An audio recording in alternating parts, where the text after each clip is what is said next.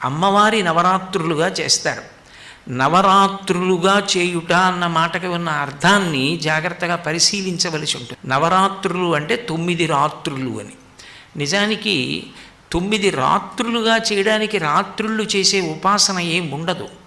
రాత్రి మనం పూజ చేస్తామా, రాత్రి భజన చేస్తామా, రాత్రి జాగరణ చేస్తామా, ఏమి చెయ్యం. కానీ నవరాత్రి అంటాం. వసంత నవరాత్రులు, గణపతి నవరాత్రులు, శారదా నవరాత్రులు ఎప్పుడు రాత్రి శబ్దాన్ని ప్రయోగిస్తారు.